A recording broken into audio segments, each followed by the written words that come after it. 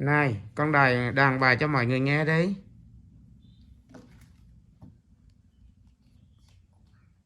Sách khoa học của em để giúp tăng cao, còn đàn hay nữa.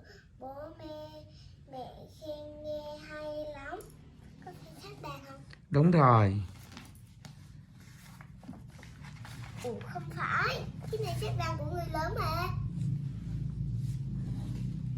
Đây mới đúng nè.